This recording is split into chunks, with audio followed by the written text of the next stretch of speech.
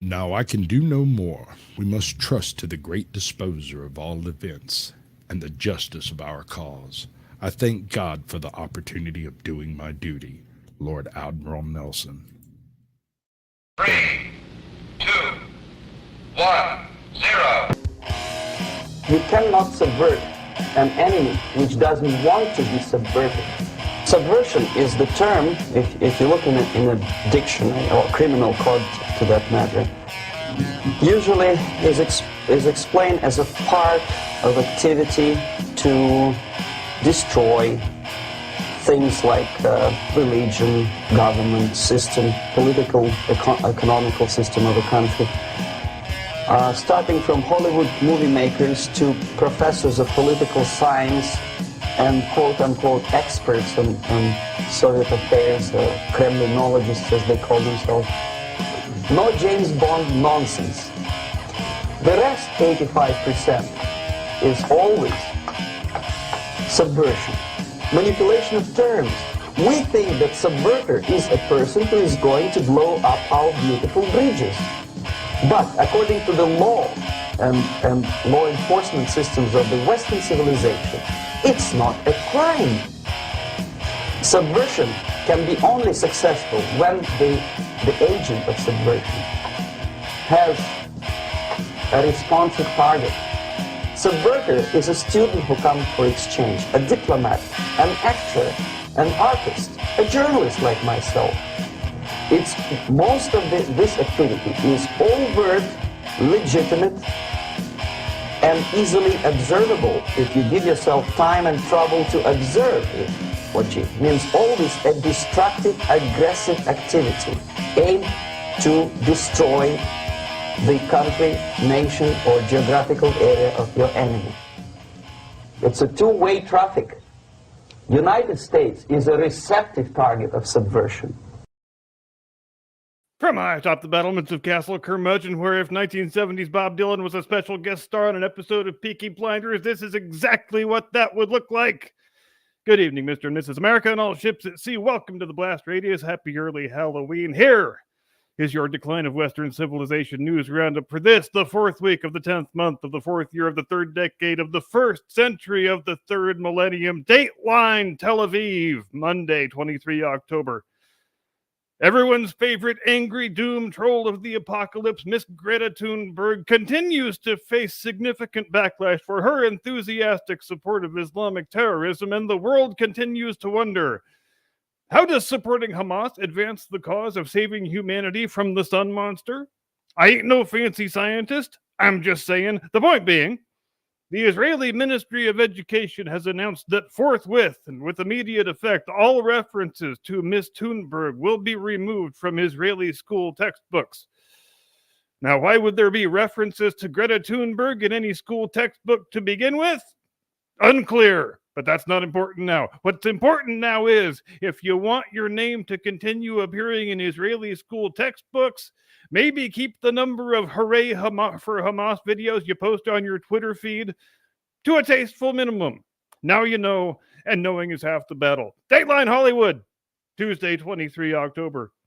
The Disney Child Grooming Syndicate announced this week that the premiere of the live-action production of Snow White and the Seven Hipster Meth Junkies is being delayed, pretty much indefinitely, to an indeterminate date sometime in 2025, according to the studio. And they assure us this has nothing whatsoever to do with lead actress Rachel Zegler's recent scorched earth campaign of derision and mockery directed at the original 1937 version of Snow White, the people who made the original 1937 version of Snow White, and anyone who likes the original 1937 version of Snow White, a campaign during which Miss Zegler achieved something many observers thought was well nigh impossible. Namely, she supplanted Brie Larson as the most intensely abrasive, notoriously surly, astoundingly unlikable actress to be starring in an upcoming Disney film that will fail spectacularly at the box office and cause the studio to hemorrhage untold hundreds of millions of dollars in the process. It's a hell of a bold marketing approach, really, when you're making a remake of a much beloved 80-year-old children's movie and you send your lead actress out to just hurl insults at anybody who happens to like the original version. Let's see if it works out for him, Cotton. Now, along with the announcement of this indefinite delay, Disney released a new production still of Miss Zegler, clad in the iconic Snow White costume, surrounded by 7 computer-animated dwarfs who closely resemble the characters from the 1937 original. It's unclear at this stage what this development means for our good friends, the 7 hipster meth junkie douchebags. Maybe the studio finally figured out that it raises some rather awkward questions when you're making a children's movie around an unmarried young woman with no apparent means of support who lives alone with 7 unmarried young men, which is exactly why I first christened the picture Snow Brown and the 7 MS-13 sex traffickers. Best of luck, Disney. I'm sure the picture is going to turn out great. We're all pulling for you. Dateline Los Angeles, Wednesday, 25 October. The Ultimate Fighting Championship, UFC to its friends, is facing calls for a fan boycott after announcing a brand partnership with Bud Light, of all people. Now, Bud Light, for those of you who may have been in a persistent vegetative state these last 6 months, and no, I would never insert a Joe Biden joke right here, and shame on you for expecting one. Well, it's a particular brand of barely drinkable piss water swill that, for reasons this reporter is powerless to explain, used to be the most popular beer in America, and by a fairly wide margin, and for a fairly long time. But it is no longer that. And it's been a long road back for Bud Light. A road strewn with a lot of rakes, and they've stepped on pretty much every single damn one of them, and with alacrity. Almost like they were in a rake stepping contest, and they weren't letting any other bastard walk away with that first prize. The approach they've taken in their sporadic attempts at sort of resurrecting their moribund brand identity has mostly involved mocking their customer base as a bunch of barely sentient knuckle draggers who grunt and belch their way through life and have so little self-respect that they'll actually drink Bud Light as an everyday beer. And whether that characterization is an offensive stereotype or pretty much 100% on the money, that's not for this reporter to say. The point is, if this was all designed to resurrect Bud Light sales numbers, to quote an old William Shatner song, it hasn't happened yet. Reach for comment. Professional woman face minstrel, destroyer of all things profitable, and winner of the actual worst person in the world honor at last year's Curmudgeon Awards, the Mudgies, as some people call them, Dylan Mulvaney said, quote, "I'm like a total girl power female girly girl woman, y'all. Love ya," unquote. Dateline Washington, Thursday, 26 October. Congressman, insurrectionist, and admitted liar Jamal Bowman pleaded guilty this week to intentionally raising a hoax fire alarm, causing a building-wide evacuation and a full emergency services response in order to delay the vote on a bill that he didn't like. If you're a regular viewer of this program, you'll recall that Bowman, upon being confronted with the surveillance video from a camera that he clearly was too dumb to know was there when he hatched this whole plan, first claimed that he pulled the fire alarm, which was bright red in color and clearly labeled fire alarm, because he thought it was the handle that would make the door open. Asked why, before doing that, he removed and threw on the ground 2 signs that said, "If you pull the lever, it will activate the fire alarm." Bowman said, do I have any lifelines left? I think I'd like to phone a friend. Reached for comment. Currently unemployed thespian Jussie Smollett said, quote, "Damn, that dude should put more thought into planning his crimes," end quote. Dateline New York, Friday, 27 October. Legendary illusionist and guy whose name you haven't heard since 1989, David Copperfield, is in the news this week. No, Jim Eagle, he didn't die. Stop being so insensitive. Geriatric people can be just as useful as other kinds of people. Just as relevant and everything. So relevant, in fact, that the estimable Mr. Copperfield says that in February of next year, he is going to make the goddamn moon disappear. And look, I'm just going to come out and say it because I can't be the only one who's thinking it. Oh, great. The Muslims are going to riot over this for sure. It's been a while since I've read the Quran and the Hadith, but I'm pretty sure making the moon disappear is one of the miracles attributed to Muhammad. So yeah, Outstanding choice, David Copperfield. Very well done indeed. I especially like how you announced it right after the new Holy War in the Holy Land just kicked off. Very, very great stuff there. You couldn't make a building disappear, a statue. You couldn't make Joy Behar disappear. Everybody would love that. Everybody can agree that would be a great thing for humanity. Ain't nobody gonna burn down those cities over Joy Behar disappearing. Even the Muslims would be on board with that. Fucking Copperfield, man. Had to be the moon, didn't it? And that, ladies and gentlemen, is your Decline of Western Civilization news roundup for this, the fourth week of October 2023. And with that, we send it back to my lovely and talented colleague, the hippest cryptid on the block, your friend and mine, the one and only Mr. Caucasian Sasquatch. Tactical nuke incoming!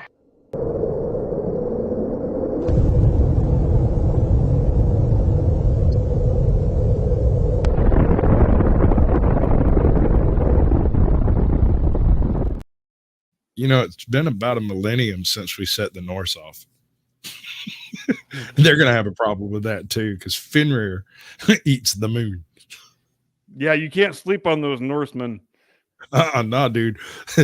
See, they don't get real worked up often, but when they do, serious. Occasionally, there's a small crack in that stoicism that turns into a big stinking crack. Well, the thing is, they run fully fledged directly into the arms of their god. They have no fear of death. This is all going to happen again here in a little while anyway. It's true. And they get to go home with their god and eat and drink and be merry and battle forever. I mean, especially drink. A lot of drinking in Valhalla. Lots of drinking. From what I'm told. Yeah, no, I can speak firsthand. There's definitely lots of drinking in Valhalla. In fact, in Valhalla, we have the mead that will drive most mortal men crazy. Oh, that's the best kind of mead. The one that induces psychosis in mortal men. Right, but here's the really wacky part of this. There is actually a mead that can make you crazy. Is there? There is a type of honey from the Anatolian plains that is derived from a specific type of laurel bush, and it has psychedelic and psychotropic effects. And if you eat the honey, it's called mad honey for a reason. If you make mead from that honey, yeah, it's a real thing. How's everybody doing out there in YouTubeville? How y'all yeah, doing? YouTube. Hi, everybody in the comments. Good to see you. Glad you could make it. We got us a Terry King, a Northwoods Press. We've got Tiger Man McCool. ATL Transparency. Number one. Make stupid people famous. Janik has joined the chat. It's good to see you. Welcome in. ATL Transparency. Welcome in, bud. A warm welcome to one and all. Happy Sunday. Yeah, I'm Zaxxon, also present. Hey, Captain Curmudgeon showed up. Can you believe that? How about that? How about that? Starting to that guy is ruggedly handsome. Yeah, and a total asshole. But don't tell him I told you that. All right, so today I have kind of a double feature for y'all. We're going to do the show as and by the way, I'm supposed to be Odin. I'm not sure who that guy is. He told you when we came in. It's true. We're going to have a discussion about the Battle of Trafalgar.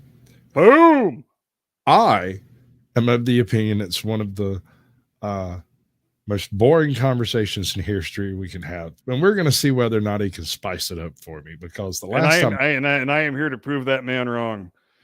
I hope you do. God, dear God, I hope you do, because I think we should really be doing on the last episode before Halloween. These things are getting on my nerves. They're catching everything. Damn it. I'm gonna have to take this thing off. There's no way this is gonna work. I'm like knocking my cigarettes off. Yeah, you didn't even make it to the 14.5-minute mark. I'm so sorry, bro. This is difficult. Yes. Good God, man. Also, incidentally, ladies and gentlemen, dressing up for Halloween, his idea.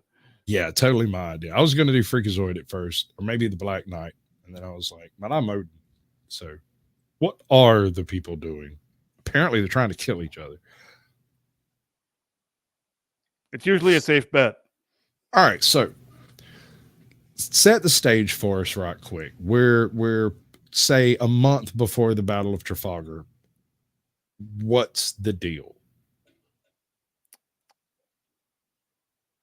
A month before Trafalgar, that would be late September 1805, and at that point the combined Franco-Spanish fleet under the command of Admiral Villeneuve has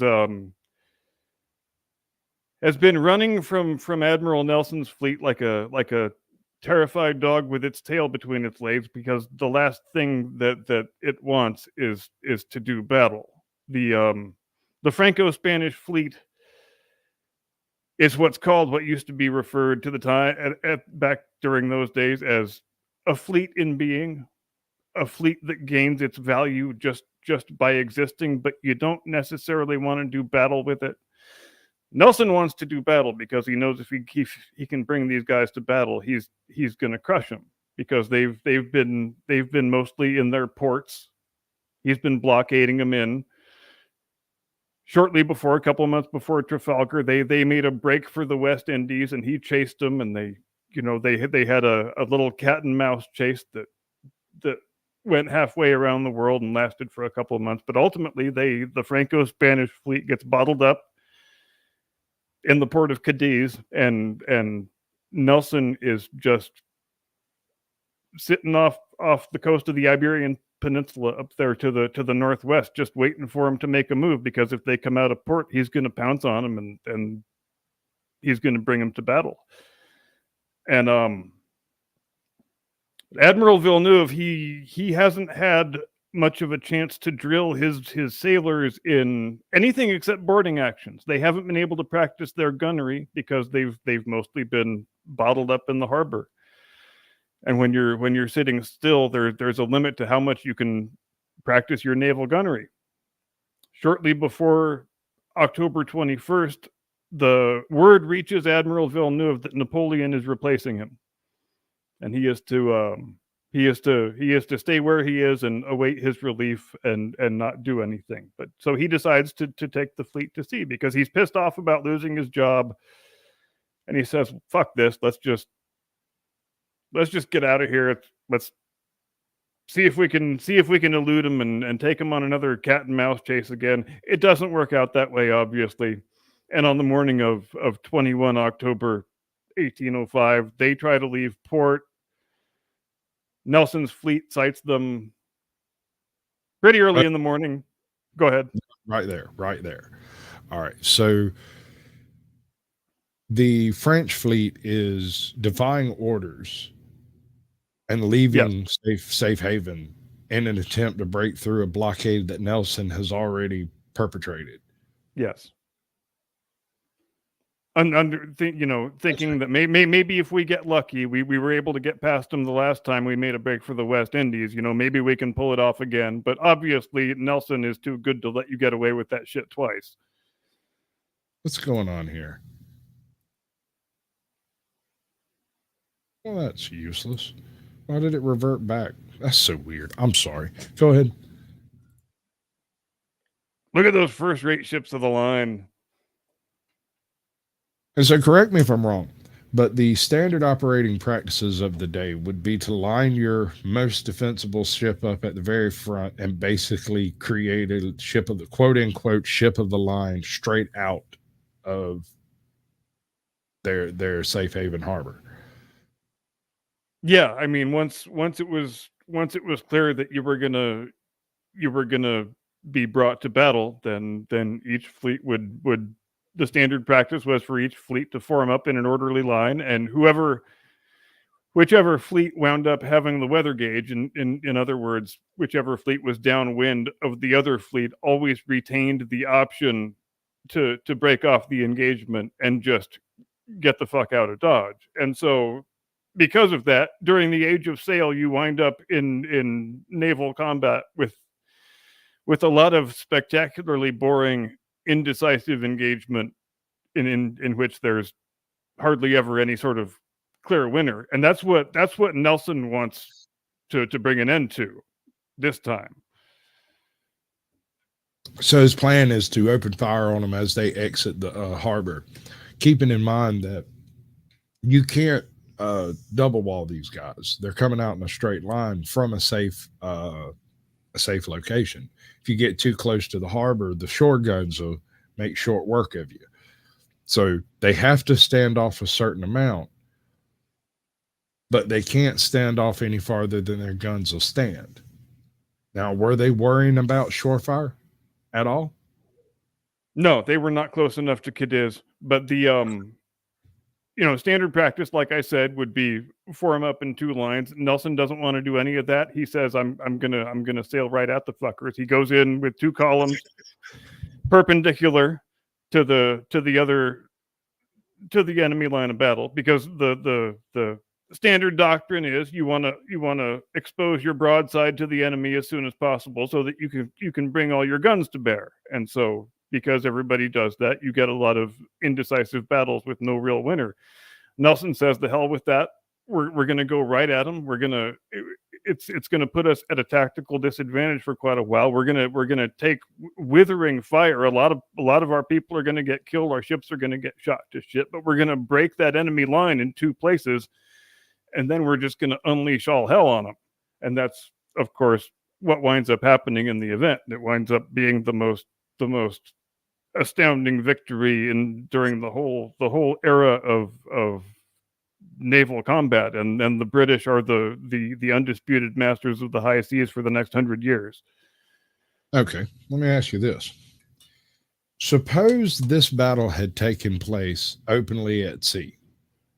Would it have gone any different? It pretty much did. I mean, they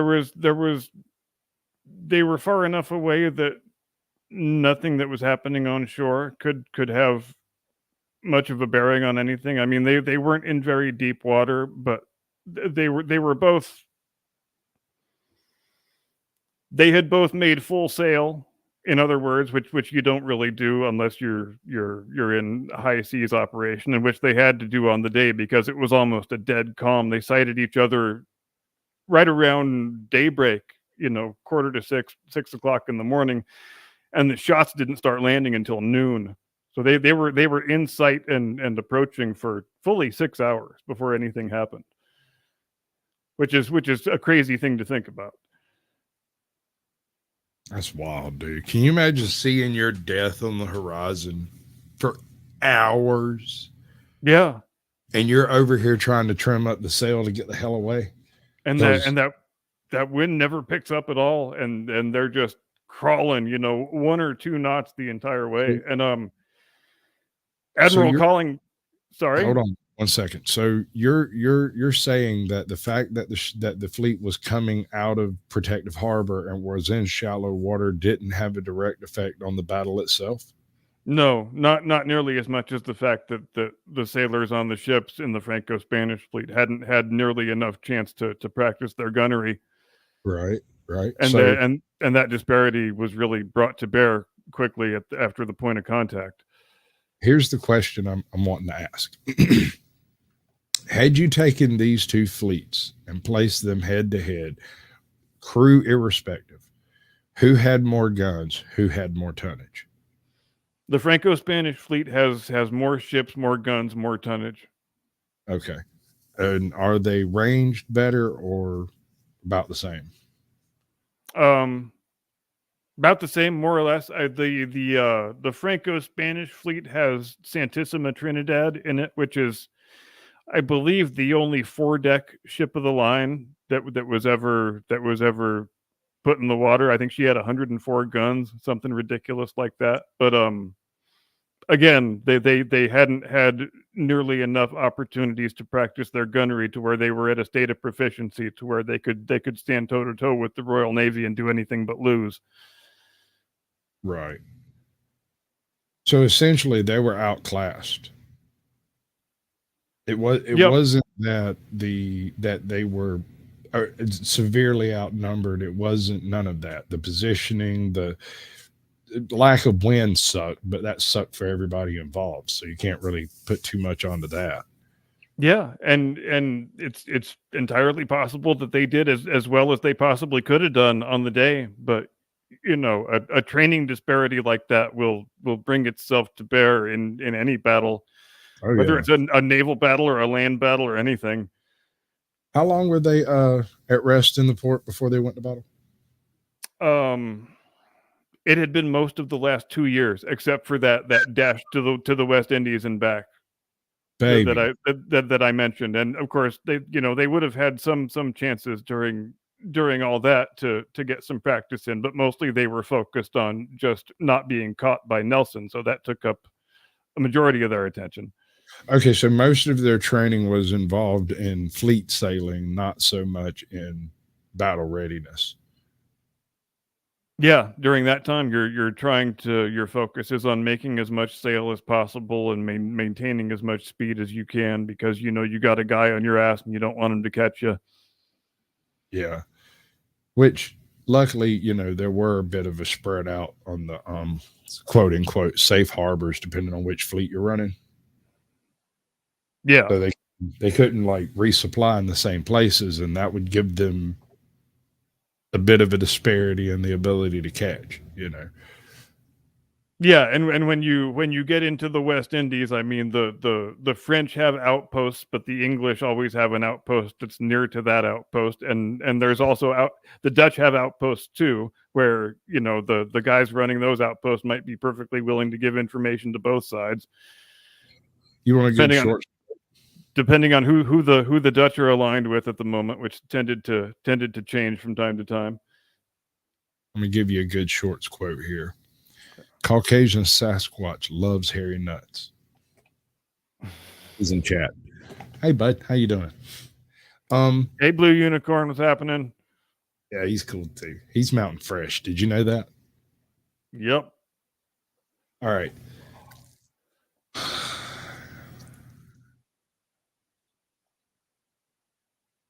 So here we are, virtually no wind to speak of. What were 2 knots? A 2 knot, what, Yeah, one or 2 knots at best, just barely above a dead calm. bro, once you run them long nines out and start dropping shells on your enemy, it gets real because it's only getting better accuracy, closer, more devastating effect as the Yeah, and another, like, see that shot right there, that's the amount of sail you want to have when you're trying to make speed on a windless day, but you don't ever want to begin combat with that much sail flying. yeah, you And just you're going to take down almost all that sail before it's time for combat. yeah. But I guess if it's the best you can do. Yeah, because when you've got that much sail flying, it's just that much easier for the other guy's shot to get into to foul up your rigging and Sure, but isn't that running both ways? Doesn't that knife cut on both oh edges? yeah. So But if I'm not mistaken, before the point of contact, in other words, before they're close enough to where they can fire and hit each other, they would have taken in nearly all of their sail, except like for the fore mainsail and the main sail. I'm probably getting my terminology wrong, but the biggest sail on the foremast and the mainmast. never could find the mizzen mast. And after I got Mizzen, yeah, the mizzen mast is behind the mainmast. yeah, but apparently they didn't name the poop deck properly.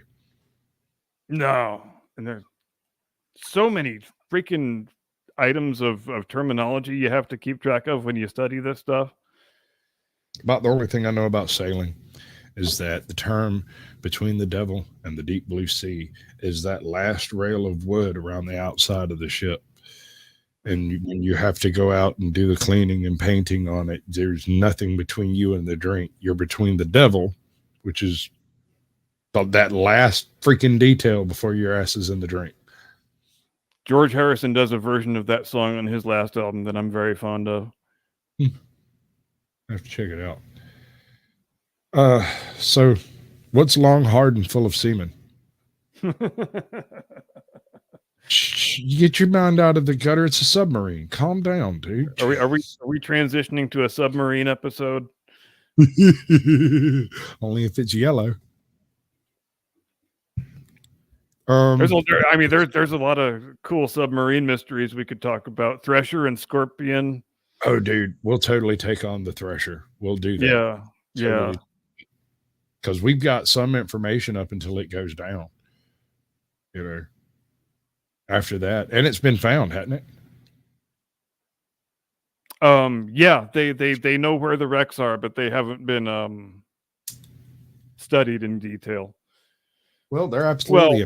Well, they probably have been studied in greater detail than is known by the public, but I guess let's just leave it at that.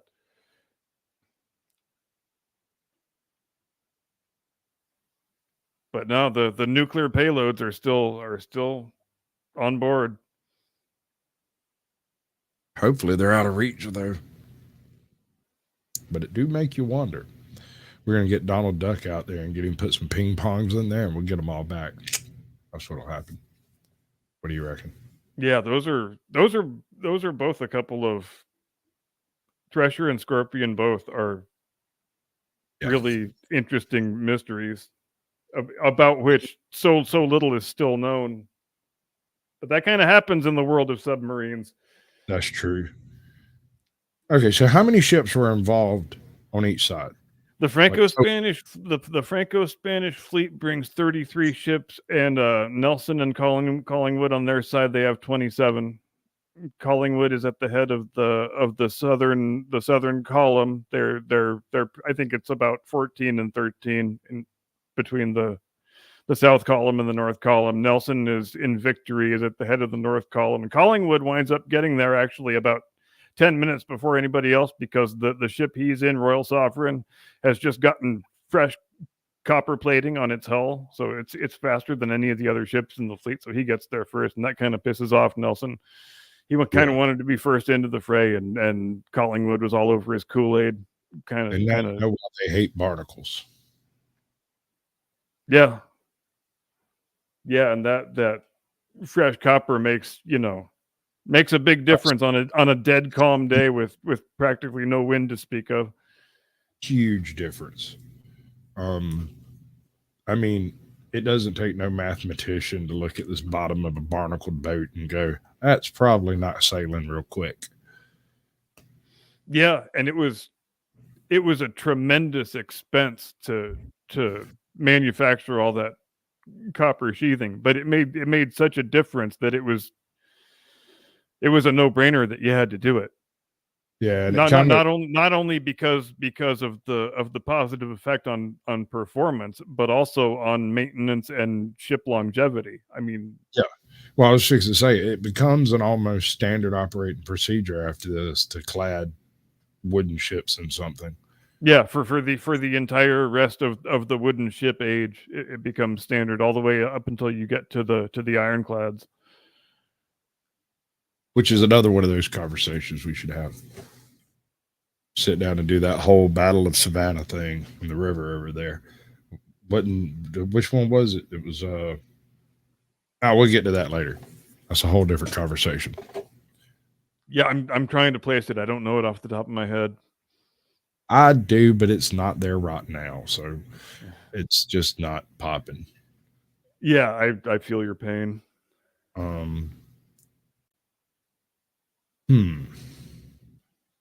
So the guns and the ships themselves were more or less fairly matched, with a slight bias to the French. I still say the fact that the French couldn't break up their group could have altered the course of the battle to a degree. I understand what you're saying about the disparity in training, but the simple fact that the French had only one choice, which was to sail out and away, whether they sailed through the battle, which I don't think they had a choice of evading, right? Yeah, and it becomes a turkey shoot. And another thing that's worth mentioning is not only is there a disparity in the amount of training, but also the type of training, because the Franco-Spanish fleet and that disparity, winds up getting Nelson killed, basically, because the only thing that the Franco-Spanish fleet has been able to practice is a boarding action. And so that's the way they fight the battle. They're, when you're going for a boarding action, then you want the enemy to get close by you, and you want to grab him with grappling hooks and get him close enough to where you can swing across on ropes. And just like in the old pirate movies, that's pretty much how you did boarding actions. And all of this less than 2 miles an hour. And the other component of that was that while you had your guys on deck whose job it was to grab their cutlasses and pistols and what have you and do the boarding action, you also sent guys up into the fighting tops with muskets to spray the opposing deck with fire. And it was one of those guys that got the shot off on Nelson, which they say was such a short shot. It was 50 or 60 feet. That's how short the distance was between the fighting top on Redoutable and the deck of Victory. That's how closely they were locked together. Okay. So let's take this on the reverse image. Hypothetically speaking, if the French fleet had won this battle, where do we go from there? Then we go to the invasion of the British Isles. That was Is that the next step? Yeah, I mean, this is in terms of the strategic consequences, this is the 1805 version of the Battle of Britain. This is the thing Britain has to win so that they won't be invaded across the channel. And yeah, I mean, we know that Napoleon was very desirous of invading England, and he had the barges built. He had all his men in Cherbourg, and the only real big sticking point was the Royal Navy. Obviously, you had to defeat them, or else it was a non-starter that you couldn't even attempt the thing. So yeah, if the Franco-Spanish fleet wins on the day on October 21st, I think there probably would have been an attempted invasion by Napoleon of the British Isles. Okay, so let's fast forward another few years then. Napoleon successfully gets a beachhead on the British Isles. These ships come back and help facilitate the landings. Does Britain fall? They have no navy. At least I doubt no it. available navy. No, that would be a hard fight. Them boys, England may go down. They might take London, right? But the higher you get in them highlands, the harder it gets to move forward. It's like trying to and like you said, you might get a beachhead, you might capture some coastal areas. As far as the whole island of Great Britain falling, I don't think that can be done ever. Huh. Interesting world if it had, though. But you don't think that the French yeah had the cojones to be able to make the cross? And I guess you can say that the entire island has been conquered before, but it took how long did it take the Normans to subdue the entire the breadth of England? I mean a long time. most of a century probably. Yeah. Harry Nuts over here is a history buff. The CSS Savannah was in the Georgia rivers in 1861. Yeah, it sank down not far from where the number 2 nuclear plant is, just a little bit downriver from it. When I was, I want to look up the battle now. When I was a very young Sasquatch, we took a school trip down there and wandered through the parking lot, and they talked about some of it. It's an interesting one. That's the one that they tried to poke the ship with the mine, and it was actually one of those copper clad jobs. It just wouldn't stick. They ran into it like 2 or 3 times and then drowned trying. Yeah, there was that, and there you go. That's another tactical advantage that copper plating confers. Yeah, I'm just sorry. Them boys didn't really think that shit through real good. I mean, the heart was there, but the technology was not. I'm sorry. How do you end up in a situation where they're like, all right, so here's what I want you to do. We got this big metal casket over here, right? Yeah. And it's almost completely submerged in the water, so you don't have to worry about cannonballs. But we got to row all the way over to that cat, ram them into the side hard enough to stick this How did they get two crews of men to agree to go on board the Hunley? Tell me that. They killed one, brought it back Yeah. up, and killed another whole crew before they were like, you know Sure, what? it killed the last 8 guys, but it'll be fine this time. It'll be fine. Oh my lord. Okay, so back to the Trafalgar. I'm sorry. There's just so many more interesting things in the universe. No, that's and of course when we're talking about the story of the Hunley, we have to include the fact that of course, yeah, she sinks and everybody dies, but not until after she becomes the first submarine ever to sink an enemy vessel. Yeah. Scoreboard, baby. Yeah, can't take that away. Yeah.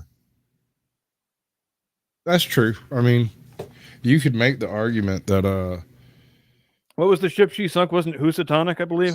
Something like that. I can't remember. I haven't read up on any of that in freaking years. Yeah, it's a shame they didn't survive because they would have been gigantic as heroes. Are you kidding me? They'd have come home, dude. That could have changed the course of the freaking war. Not, and I don't. Yeah. I'm not talking about them actually going out and like killing ships, but the fact that a ship got killed by something nobody ever saw. Yep. Oh yeah, that'll put the fear of God in a surface fleet commander pretty damn quick. And God forbid it happened twice. Yeah. Because that's suddenly not a superstition, but something we need to worry about.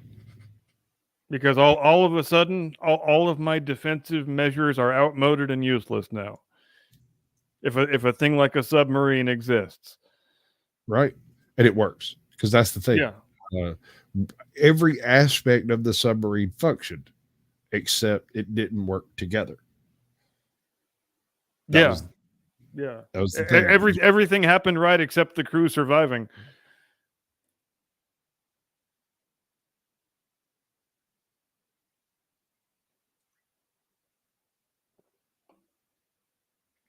Well, it clearly wasn't for a lack of effort. And I thought it was incredibly tasteless that there was controversy about when they discovered the wreck and and retrieved the remains of the sailors, that there was actually controversy about having a Confederate Army funeral for them, and fuck that.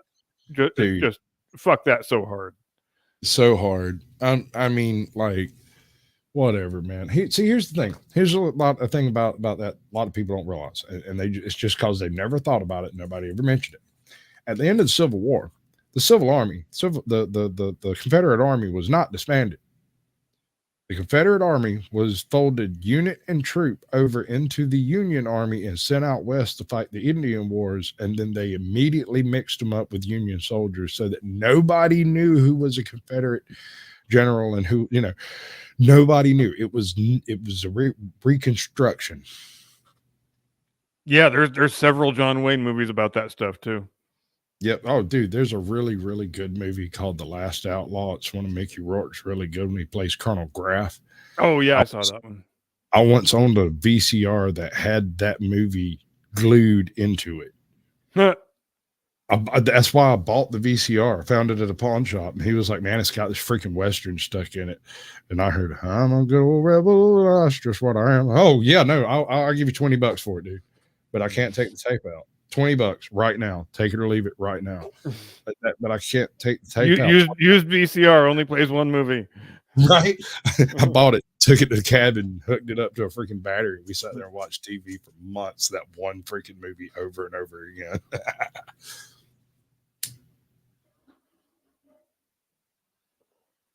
So you think this was a completely inevitable outcome of this battle?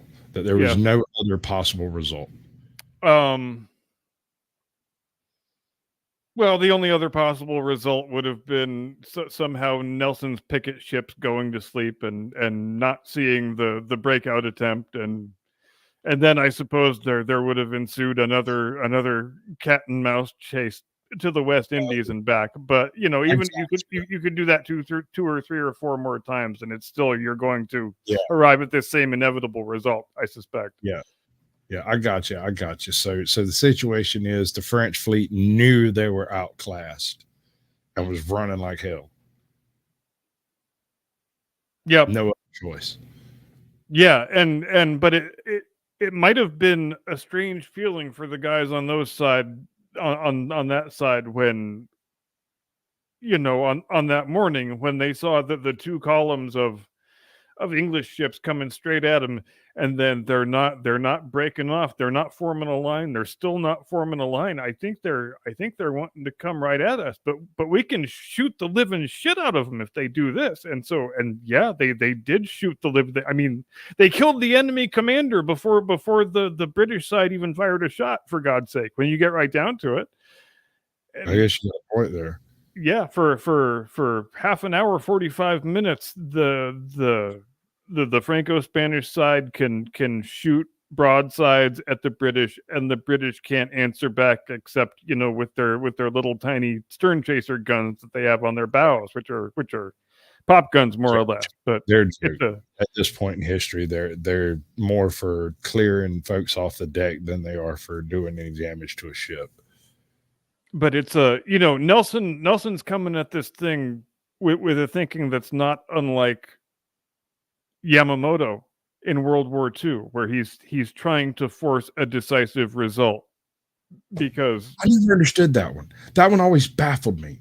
Dude, if he'd have just rolled on into Hawaii, he'd have took it with little or no fuss. There was almost nobody on the ground that could have fought him. He brought more than enough people, more than enough ships, more than enough capability, and just pulled out early.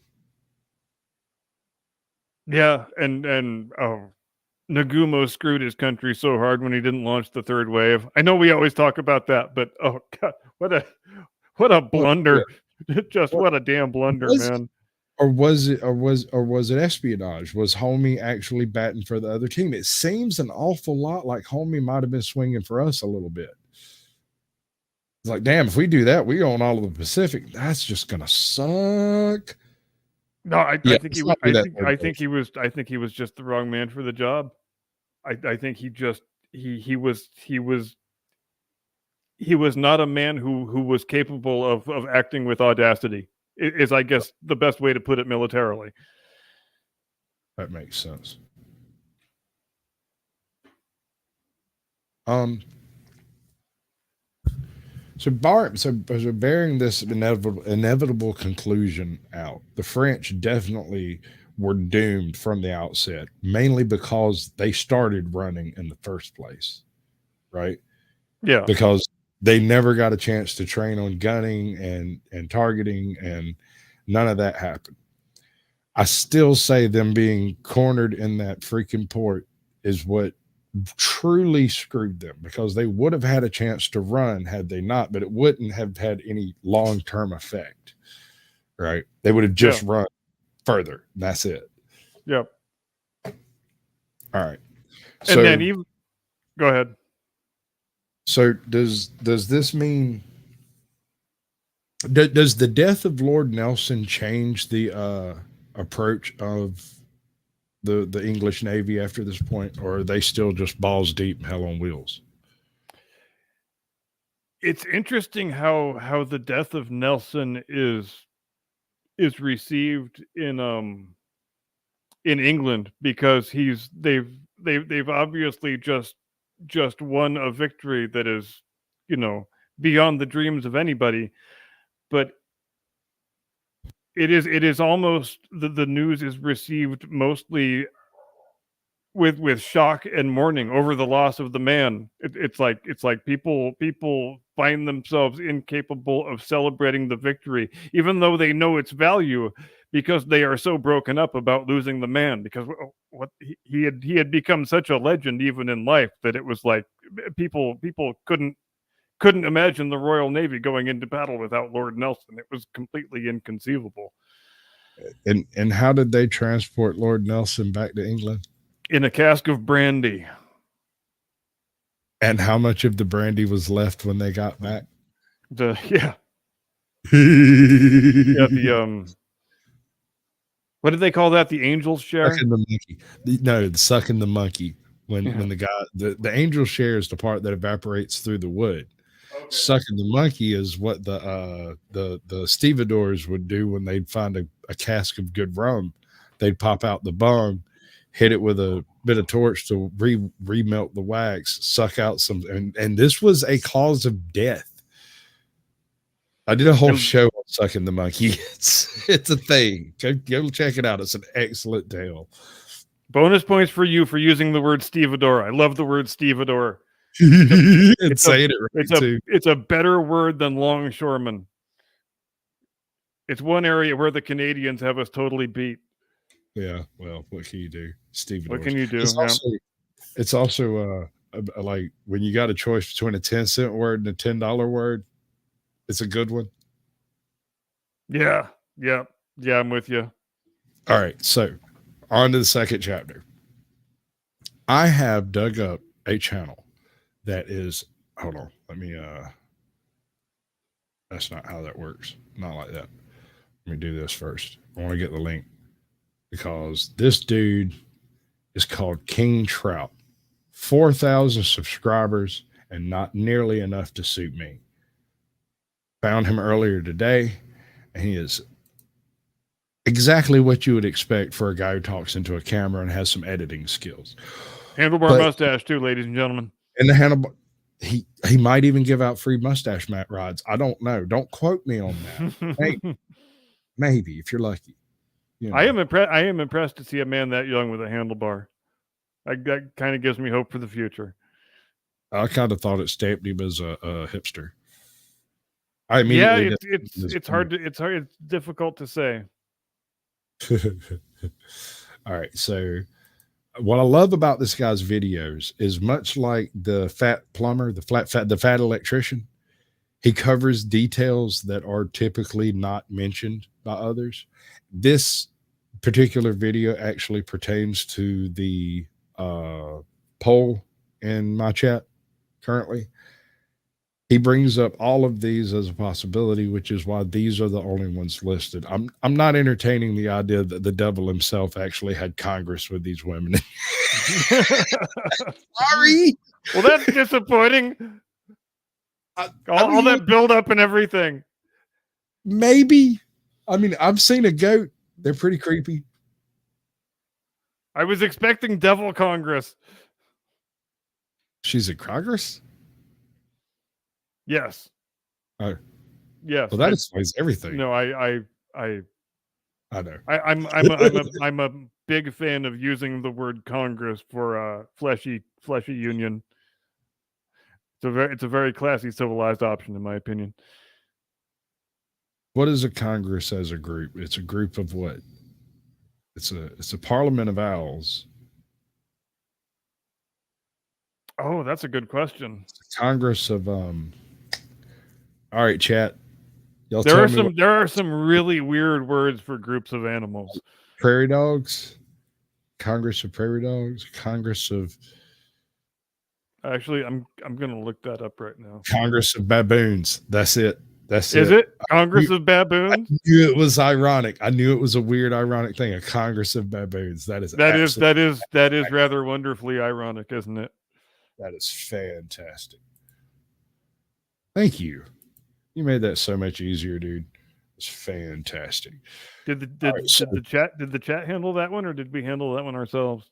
Oh, the chat dude. Harry Nuts is all over that. Beautiful. Well done, chat. He's the man with the master plan. I'm trying to tell you. Best chat in the business. I had an experience one time that blew my mind. We're out there at Pops where I grew up. There is an old pre-Civil War cemetery at an old homestead that's like a couple of 100 yards away from my front door. Like 600 yards away. It's on top of this hill. There's this big ass oak tree. And not long ago, the oak tree was struck by lightning.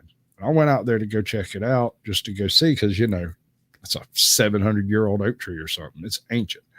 And it's ginormous too. It's this thing almost completely invaded the entire cemetery.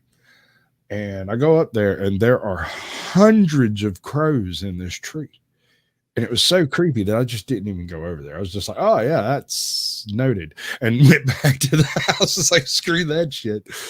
But I get home, and I look through everything on Google, Bing, every search engine I can think of about something superstitious about a murder of crows in a cemetery. Found nothing. Nothing. No one's ever wrote about one. No one's ever mentioned it. I find that hard to believe. According to this page I have in front of me, it's a troop of baboons. A Congress? Well, yeah, it's a troop. That's a family. I guess we've got a controversy on our hands. A caravan of camels. A gang of buffalo. A coalition of cheetahs. Keep going. A quiver of cobras. Oh, yeah. A band of coyotes. A sedge of cranes. A float of crocodiles. A murder of crows. A drove of donkeys. A convocation of eagles. A parade of elephants. A mob of emus. A consequence of lions. So some of these are great, man. Some are a flamboyance of flamingos. That can't be a real thing. I refuse to believe that's a real thing. Oh, of course it is, dude. It's so obvious. Once you say it out loud, a flamboyance of flamingos, that's clearly a group of flamingos. An army of frogs. All right, so homie here, Mr. King Trout, is going to go through the different possibilities and reasons of the Salem Witch Trials. He starts at the very beginning with the very first accusation and the very first documentation of these things. He even backs up just a little bit to right before it to an individual named Increase Mathers, whose son's name is Cotton Mathers. Now, you know something good's about to happen here, right? Yep. Absolutely. Function. The story of the Salem Witch Trials, neighbors accusing neighbors of witchcraft, mass hysteria. If you're an American, you probably learned about it in school. Maybe you read The Crucible. What if there was more to the story? A darker, more conspiratorial side. I'm King Trout. If that's something you'd like to hear about, take a seat and let me tell you the true story of America's first conspiracy, the Salem Witch Trials.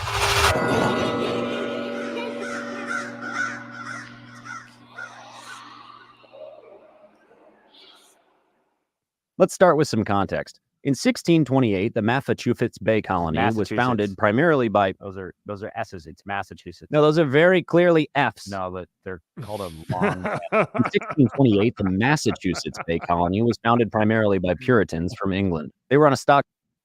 Okay, I don't know if he is his own editor, if that's his Jim Eagle or Lorenzo or what. I really hope it's his Lorenzo, because if there's a real person...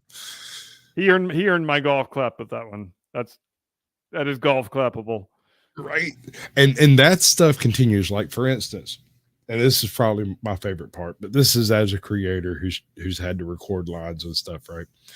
He says a name wrong halfway through the video and then just edits in a spot where he's like, look, I've been saying that wrong the whole time. And then from then on, he's like, I'm not going to fix it.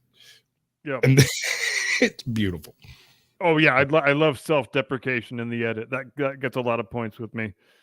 I would like to see a bit more visuals, but at the same time, it's his channel. He can do with it as he please. He's got a good format. It works.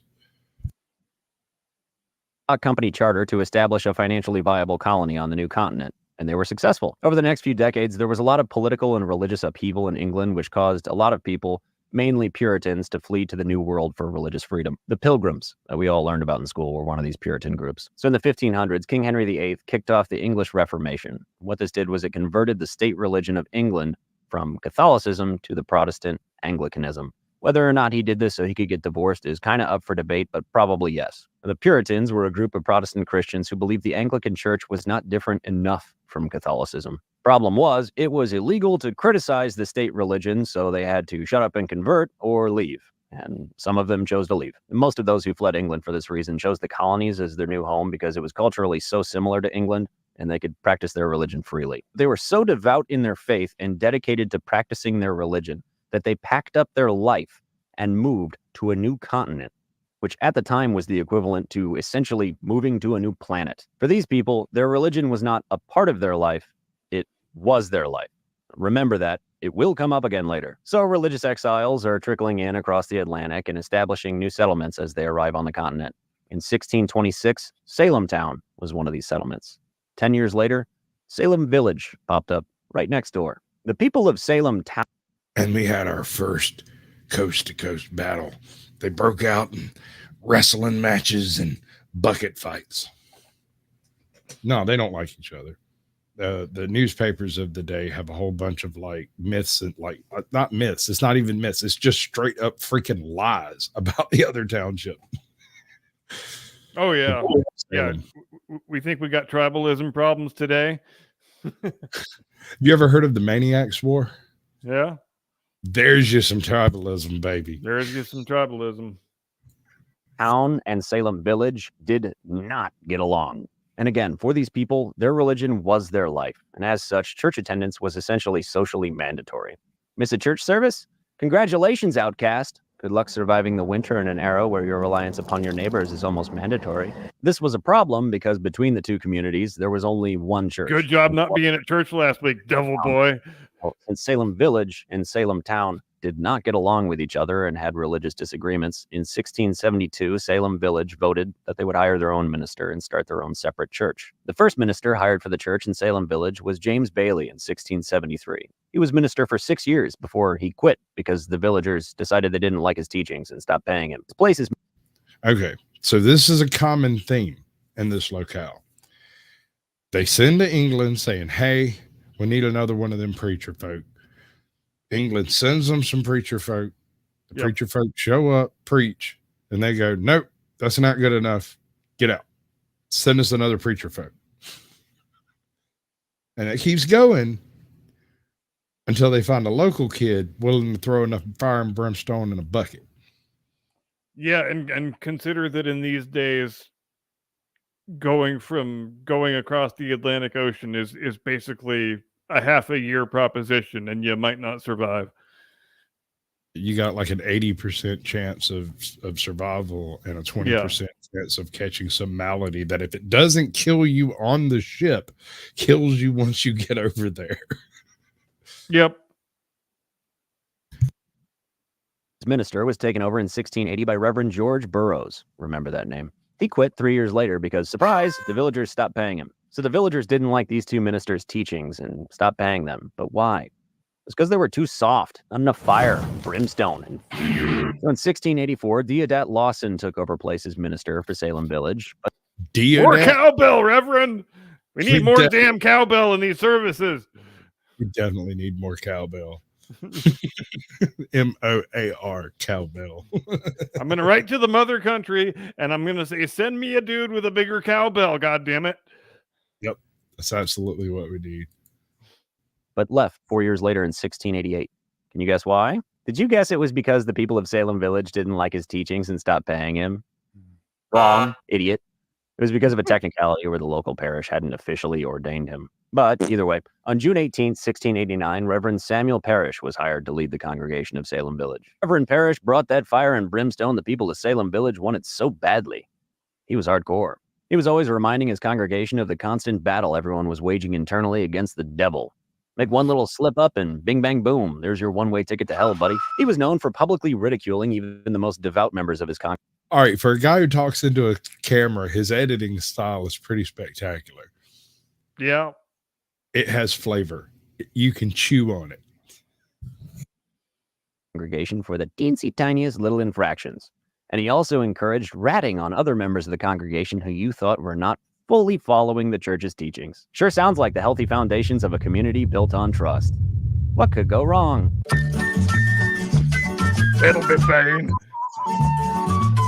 But some people in Salem Village thought this way of living kind of sucked. And so 2 years after he was taken on as minister, on October 16th, 1691, the people of Salem Village got together and decided they were going to stop paying his wages and kick his ass out of town. Yep, It was gotta their go, thing. bud. Uh-oh. Have I been calling him Parrish? Parrish. His name was Paris. Samuel Paris. Of the city of France. I'm not There it redoing it. is. Paris is minister not for redoing partial it. pay over a congregation who resents him, but he was going to stay because he was on a mission from God. 3 months later, in January of 1692, things got interesting. That January, Reverend Paris's own 9-year-old daughter, Elizabeth Betty Paris, and his orphaned 11-year-old niece who lived with the family, Abigail Williams, started exhibiting strange behaviors. The girls screamed and threw things and made strange noises. Now, All right, I don't know about you, but I've raised daughters. There's Likewise. nothing unusual about that. Nope. They scream, throw things, and make strange noises. This is perfectly ordinary daughter material. Yep. Nobody who's ever raised multiple daughters would raise an eyebrow at any of that. Yeah, no, you don't even stop reading the paper. You just finish the article and then discuss it. Yep. That is exactly goddamn right. as a man with nieces in that age group, I would describe that as the standard bull that little girls do, but not Reverend Paris. He saw it for what it really was. The girls had been bewitched. See, Reverend Paris had moved his family to be the minister of Salem Village in 1689, and he had moved from Boston. But just before he left, a prominent Puritan minister and Harvard graduate from Boston named Cotton Mather had published writings detailing exactly what the behaviors of those who'd been bewitched looked like. At the same time all this was going on, other girls began to... Which bears the question, who told him? Yeah. And Like- the answer is Elizabeth Montgomery. Oh, That's what bewitching behavior looks like. hey, you got no arguments with me, bro. She definitely bewitched me. The first time I saw that nose tinkle, tinkle, tinkle, bro. Oh, was I know. like You 12, kidding me? 11. Yeah. I was mini me, dude. I'm like, Yep. Fully on board with that nose tingle. girl, you stop that. to exhibit symptoms of being bewitched. I liked it 12-year-old when she was the hot evil cousin. So Paris is convinced that the girls are bewitched right. based on the writings of Yeah. Mather. In Mather's writings, he states That might be its witches own will show, appear bro. to those who've been bewitched. Paris demands the Hold girls up. No, seriously. The amount- cousin Serena. That's it. the amount of counterproductive thought patterns that might have exhibited in young men's heads across the nation, I'm sure had an effect on the mid 70s. I'm absolutely positive it affected the 80s. Just That was a very just as Princess Leia's metal bikini did in the early 80s.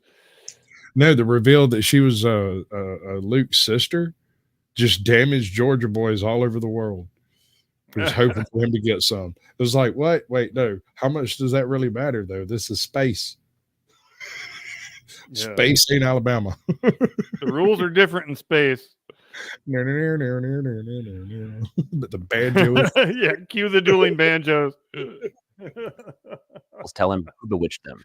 Finally, after some questioning, they name Reverend Paris's own slave, a woman named Tituba, or Tituba, or Tituba. I've heard it pronounced all three ways, and there seems to be no rhyme or reason whatsoever. I will call her Tituba.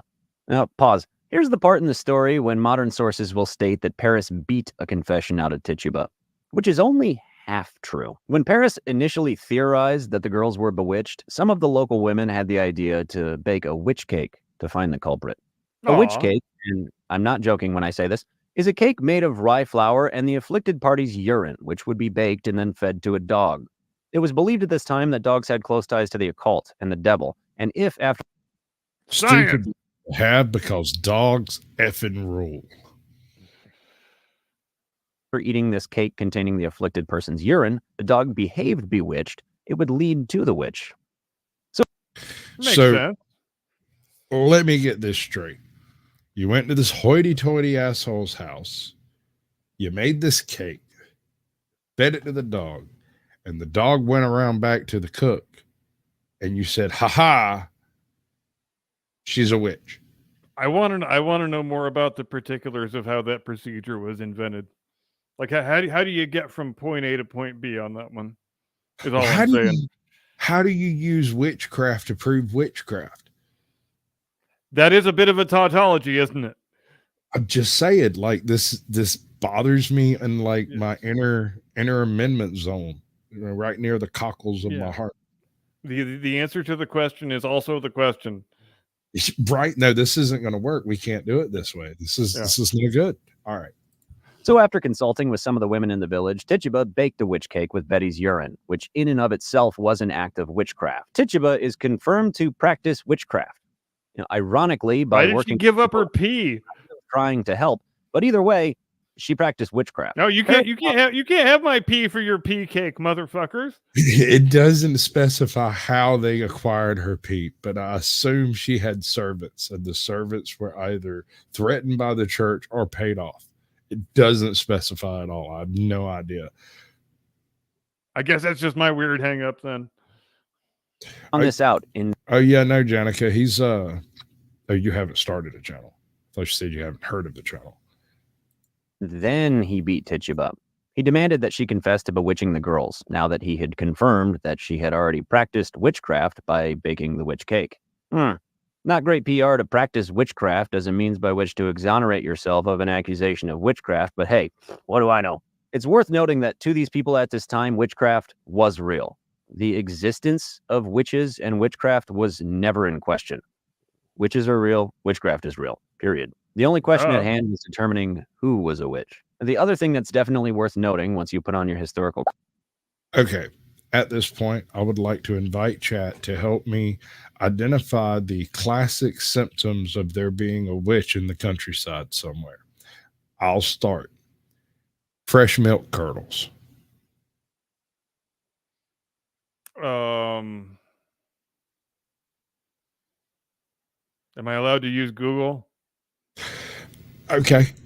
Context hat, and we start talking about these accusations, is that the divide between correlation and causation had not yet really been examined. So if your neighbor approaches you and let's say they ask to borrow a loaf of bread and you tell your neighbor, sorry, I can't loan you a loaf of bread. If I do, my family might starve. And your neighbor says, well, I hope horrible things happen to you. And then a week later, something horrible happens to you. Sure sounds a lot like they caused that. We've got all of that brewing in a village where the minister has worked very hard to develop a cult of fear and accusation when nobody even liked each other to begin with. And now his own daughter is bewitched. If the devil can make his way into the minister's house, it could be anywhere. Tituba was interrogated and confessed to Damn right, convening... that devil's a sneaky son of a bitch. Yep. They say the devil's in the details. I think salvation's there too. There are 3 others at this meeting. Sarah Good, Sarah Osborne, and a tall man she didn't recognize. She said she was coaxed by Good and Osborne to write her name in the Devil's Great Book. And she did. And when she did, she saw Osborne and Good's name, along with 6 others that she couldn't quite make out. Both of the Sarahs who were named were social outcasts, and neither was very active in the church, likely targets for a witchcraft accusation, and, using the logic of a 17th century Puritan, likely practitioners of witchcraft. And so in March of 1692, Tituba, Sarah Good, and Sarah Osborne were all jailed and held for trial. So obviously the fact that there are 3 witches in the village, and at least 6 more who we don't know who they are, was the juiciest piece of hot freaking goss. Everybody in the village... I got something for you at the next pause. Do you want to hear the Washington Post 10-step guide for identifying a witch? Please? Dear God, please. Number 1, is the suspect a woman? Women, as we know, are morally weaker than men and so more susceptible to temptation and to sin. Their natural hunger for ease of living and fine things means the devil can lure them into signing their name to his book without too much trouble. Okay, so she's illiterate, but she can still make her mark in the book with her blood. Just look what happened to Adam when he didn't provide his wife with sufficient moral guidance and fortitude. Number 2, does she have a pet? After she's signed away her soul, the devil will give her a small spirit familiar to attend her. This creature can shape shift and be sent out to do her bidding, and she might be able to assume its shape as well. She'll try to convince you that only black cats are suspicious, but she's lying. Don't believe her when she says, "Oh, this yellow bird, that's just my canary." Be on guard for small snakes, birds, cats, rats, dogs, and griffins. Number 3, does she have a wart?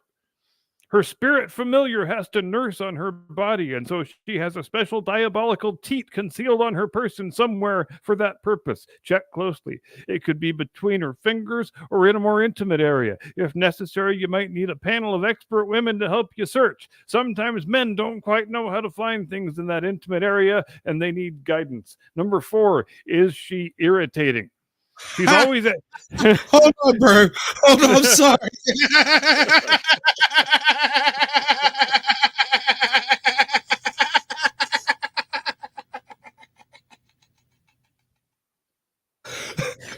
Accurate. Accurate. There's accurate. Yeah. Oh, okay. Go ahead. She's always asking for something or coming by when she's uninvited or making a spectacle of herself. Some people just can't take a hint, can they? I mean, they come by begging for scraps of food because they're destitute with no respect for how tough other people have it. Number 5, is she weird around your kids? Maybe she doesn't have any of her own, or maybe hers have all died. Who knows? But she's definitely prone to paying too much attention to your kids. Maybe she wants to give them plums and entice them to come live with her. Maybe she insists on helping out with them when they get sick and comes by even when you don't want her to. Number 6, pardon me. Is she middle-aged? No longer young enough to be beautiful, but not old enough to be venerable. Women at middle age are in their peak risk years for temptation into witchery. She's somewhere between 40 and 60, and so she should be a pillar of the community, head of her own family, active at church, involved in supporting her husband's work. If she's alone or didn't get elected to full church membership, you should be suspicious. Number 6. Why is there 2 number 6s? I don't know, but there's 2 number 6s. Is she pissed? Is she quick to anger? Has she ever attacked a constable for no reason? Has she been known to scream at people and call them whoremasterly rogues? Have you seen her hunch someone of quality with her elbow? Inappropriate anger is a definite warning sign. Women should really be able to keep it together no matter what. Number 7, has she stopped going to church? She might try to offer an excuse, such as being dressed only in rags. Maybe she's too busy romancing her former indentured servant. In any case, she's supposed to be at church with everyone else for all 8 hours. If she's not, it could be because she's too tired from attending witches' sabbaths and drinking red wine in the rye field behind the minister's house. Number 8, has she threatened you and then it totally came true? Remember that one time she came over to borrow some butter and you sent her away? She's so annoying. She's always asking for things, isn't she? Anyway, so remember how when she went away, she was muttering under her breath and she said you'd regret not giving her any butter? And remember how later that same evening the butter wouldn't come? Yeah, that happened. Just saying. Number 9.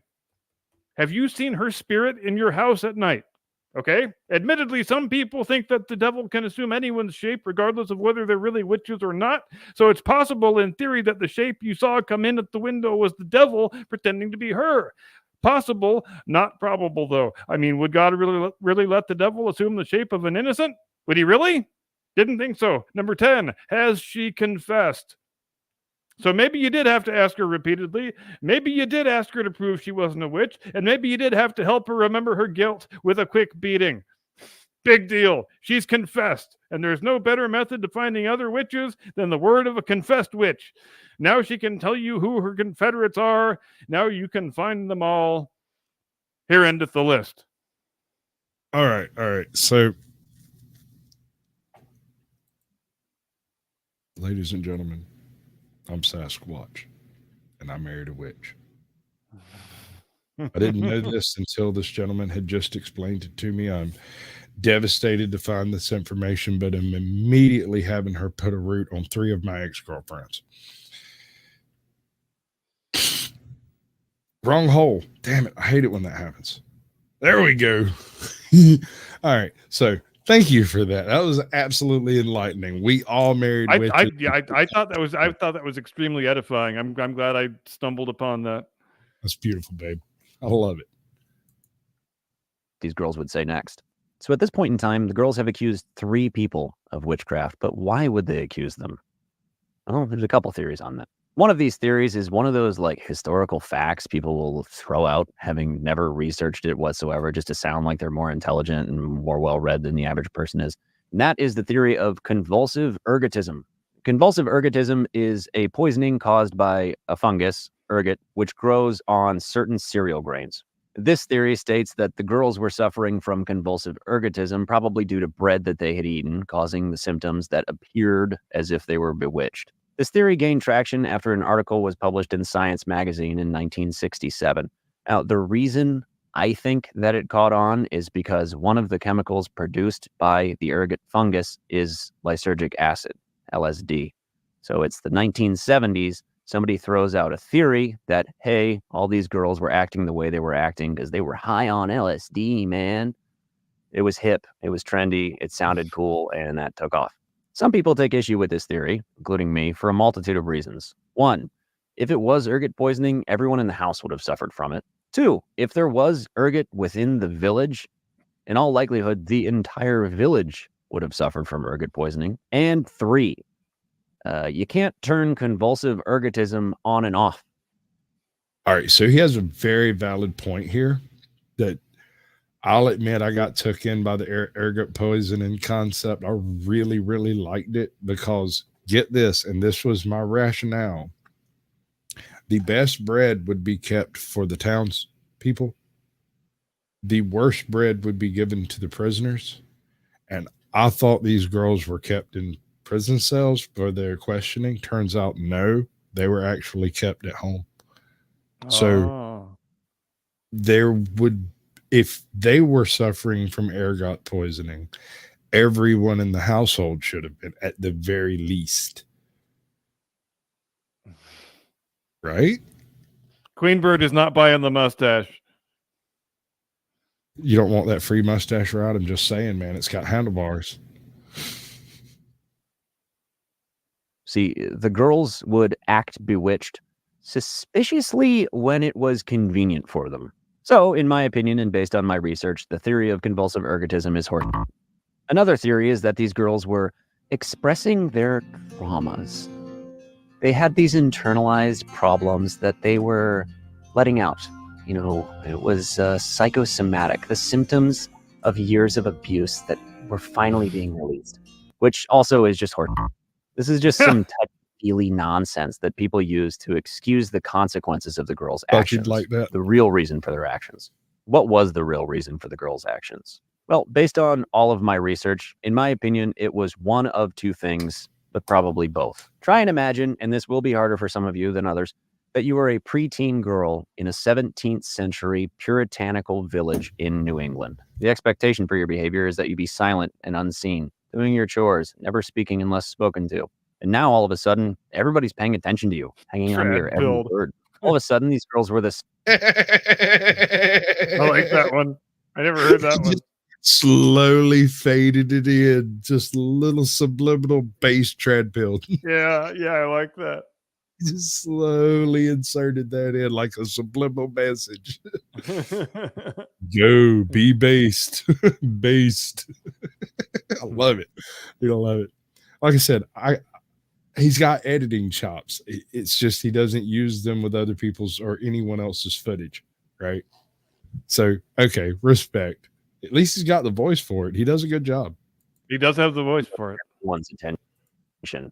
And they were kids, so at the time, they were too dumb to realize that their actions had consequences. Now, another factor that I'm fairly certain was at play in their behavior and making these accusations was outside influence, particularly in the case of Ann Putnam Jr. Nearly everyone she accused was either a direct enemy of her family, or their removal from society was incredibly beneficial to her family. In March of 1692, the girls accused 4 more of witchcraft. Among these was a 4-year-old Dorcas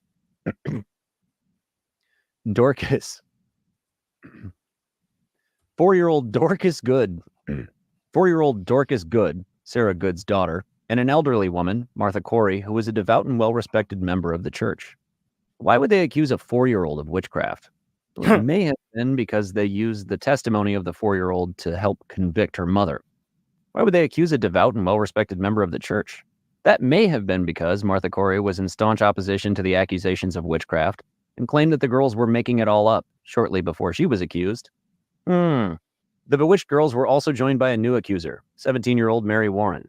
She was a servant girl for a local family, the Proctors, and accused her mistress, Elizabeth Proctor, of witchcraft. The accusations compounded in April of 1692. Sarah Cloyce, sister to a woman who'd been accused of witchcraft the previous month, came to her sister's defense and was in turn accused of witchcraft. John Proctor, Elizabeth Proctor's husband, came to her defense and was in turn accused of witchcraft. Giles Corey, Martha Corey's husband, rebuked the claims made against his wife and was in turn accused of witchcraft. Abigail Hobbs, a girl who was conveniently the same age as the girls who were bewitched, was accused of witchcraft, and in turn, so were her parents. Bridget Bishop, a woman known for her scornful dislike of children, was accused by the girls of being a witch. That same month, Mary Warren, the servant girl who had accused her master of witchcraft, came forward and said she was lying. She made it all up, and the other girls were lying too. She was accused of witchcraft. Have you started noticing the pattern? And the final person accused of witchcraft by the girls in April of 16. All right, so just between me, you, and a hole in the ground, I think you might be onto something here. the whole witchcraft narrative has taken a monetary angle. I think we may have discovered a common thread. Perhaps it truly is the love of money that is the root of all evil. Perhaps so. 1692 was the former minister of Salem Village, George Burroughs. It might be worth noting that Reverend Burroughs owed a lot of money to the family of the girl who accused him of witchcraft. The accusations of witchcraft were stuck in a positive feedback loop. The girls would accuse somebody who'd inconvenienced them or their family or they didn't like, or who had called them a liar, and then someone would step up to defend that person, and they would be accused of being a witch, and the cycle would continue. In February, when it all started, there were 3 accusations of witchcraft. In March, 5, and by April, 23.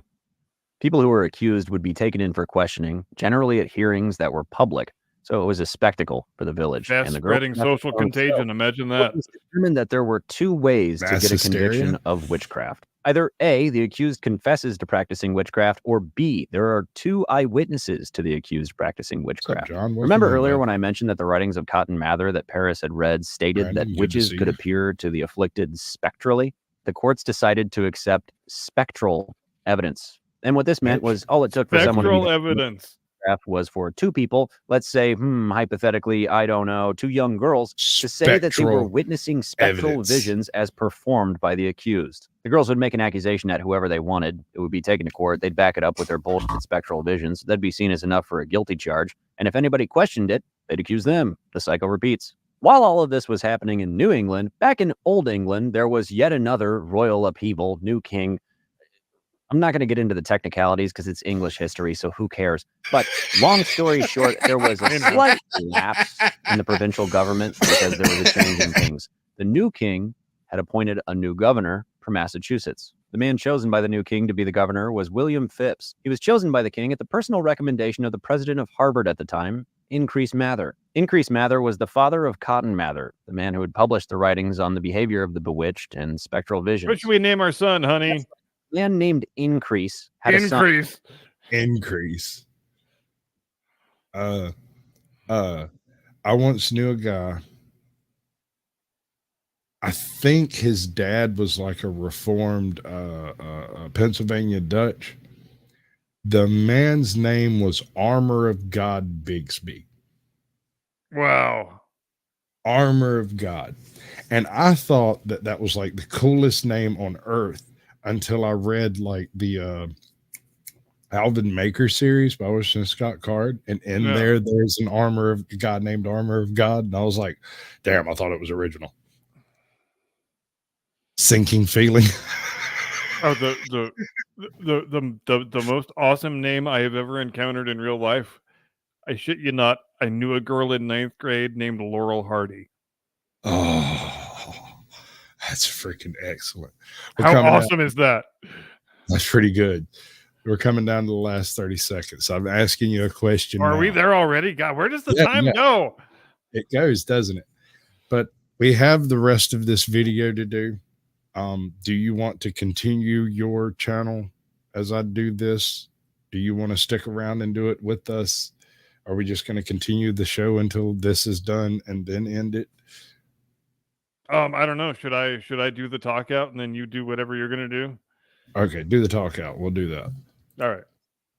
Ladies and gentlemen, thanks very much indeed for watching. We enjoy it when you are able to join us every week on the Blast Radius, Sunday night, 8 Eastern, 5 Pacific.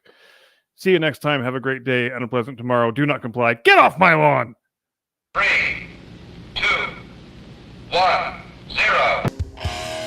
You cannot subvert an enemy which doesn't want to be subverted. Subversion is the term, if you look in a dictionary or criminal code to that matter, usually is explained as a part of activity to destroy things like religion, God. Psych. Psych! All right. So now we continue, or I continue, and if you want to end yours, you can end yours. If you want to let it go, we'll let it go. I'm just going to do the end of this video and then move on. Yeah, I'll stick around for the end of the video. Okay, it's only like 15 more minutes. Okay. All right. Skadoosh. Hey, that worked the first time that time. I'm getting better at this. Son, and he named him Cotton. But that's beside the point. In all likelihood, Phipp was chosen by Mather to be something of a puppet. Phipp had essentially no experience in politics. Really, the only thing he was known for was being a treasure hunter. He had discovered a sunken Spanish galleon and all the gold aboard, which is actually, that's cool as fuck.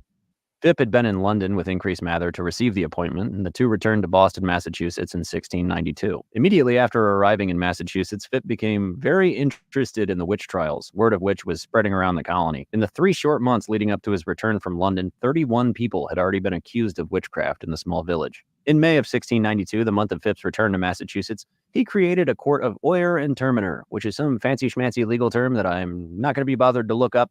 But essentially, he was creating a legitimate court to try these accused witches. Phipp appointed his deputy governor, William Stoughton, as chief justice of this court, as well as 8 others. The other 8 judges he appointed, whose names I can't be bothered to remember, were Samuel Sewell, Waite Winthrop, John Hawthorne, John Richards, Peter Sargent, Bartholomew Gedney, Thomas Danforth, and Nathaniel Stollenstall. Phipp claimed he chose the 9 best suited for the job, which may have been the case, but in all likelihood, he probably received a little bit of helpful suggestion. Of the 9 judges chosen, 5 of them attended Harvard, again, where Increase Mather was president, and 6 were related through marriage. It was now the tail end of May 1692. The court has been established, and in the meantime, 36 more people have been accused of witchcraft.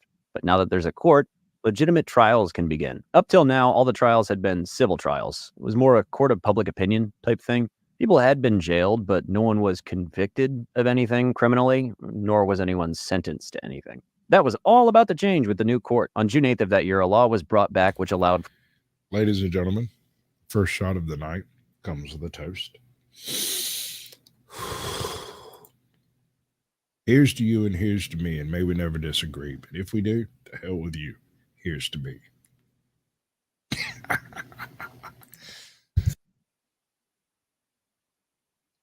For the hangings of those convicted of witchcraft. Coincidentally, the first trial by this court occurred on June 8th. Bridget Bishop, a woman accused by the girls of witchcraft in April, had been found guilty of witchcraft based on the spectral evidence provided by the girls.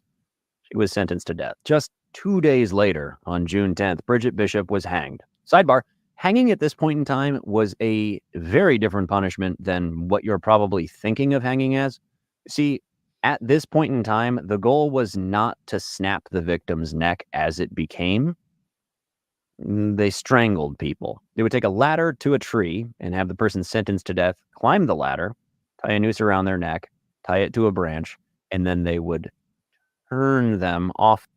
So I got this picture in my head of the stick figure with a stick poking at the guy going, do something. standing on the ladder with the noose around his neck. I don't know if I'm the only one. I might be damned. He does raise a salient point though. Yeah. The point, it's only a very fairly recent innovation that the point of hanging became to affect a quick death, as opposed to a as agonizing as possible a death.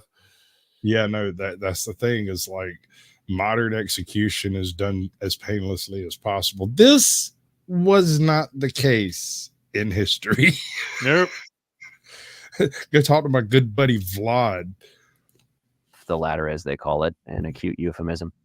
They would push them off the ladder, and then they would slowly strangle to death. Immediately following the conviction and execution of Bridget Bishop, Judge Nathaniel Stahlenstall quit the court on the grounds that he didn't agree that spectral evidence should be admitted. He thought it was fucking stupid that they had convicted and executed a woman who may have been innocent based on the allegations that little girls had seen visions she was creating. Truly a man ahead of his time.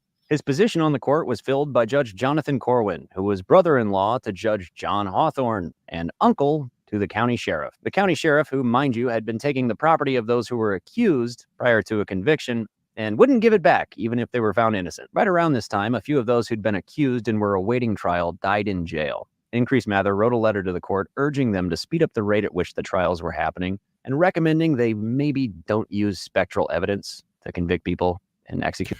Died in jail. These people were held in jail for a couple of months, and the conditions were so foul that they just died. Yeah, and that's what going to jail meant in that era. Yeah. Execute them. They listened to half of his advice. The court picked up the pace as the accusations continued to roll in. On July 19th of 1692, 5 more who'd been found guilty of witchcraft were hanged. Welcome in. Exactly Ryan. 1 month later, on August 19th, 5 more were scheduled to be hanged.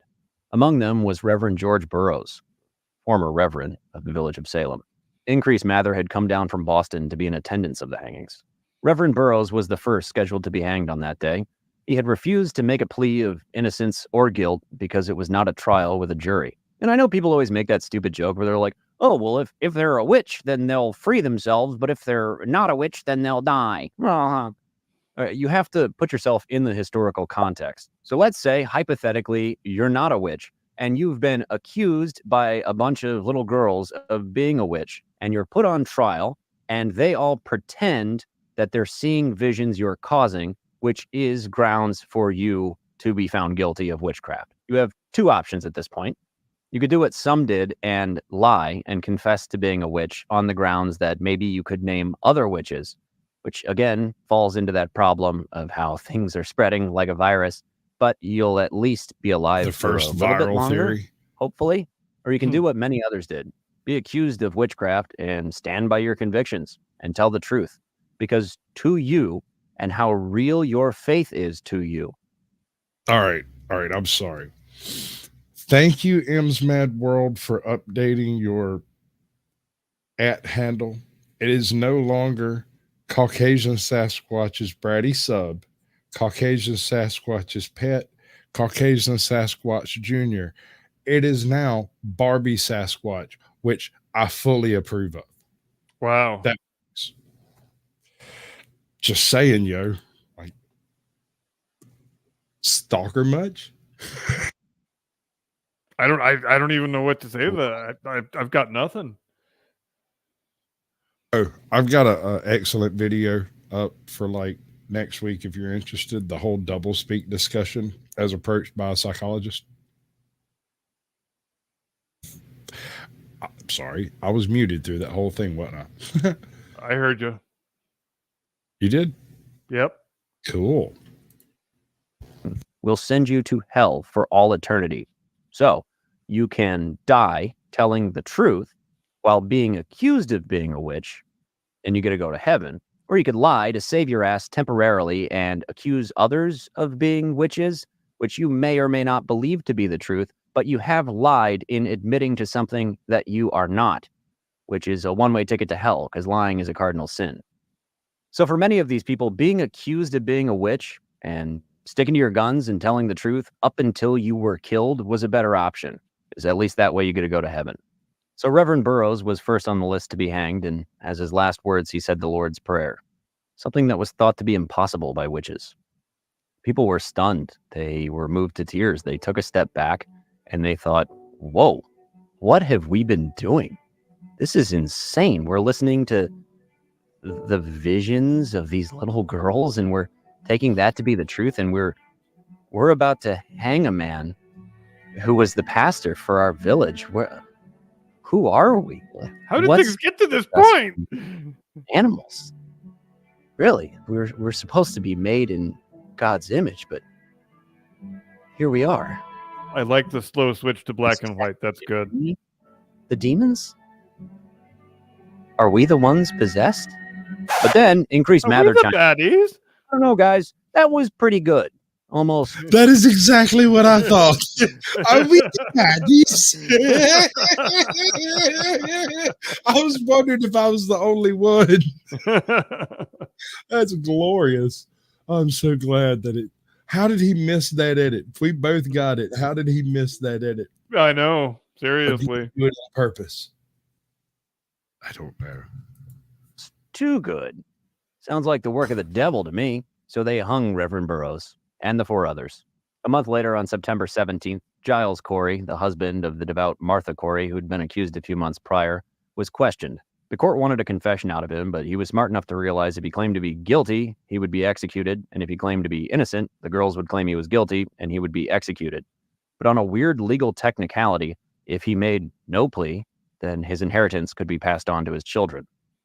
So in order to get the answer out of him, the court ordered that he be pressed.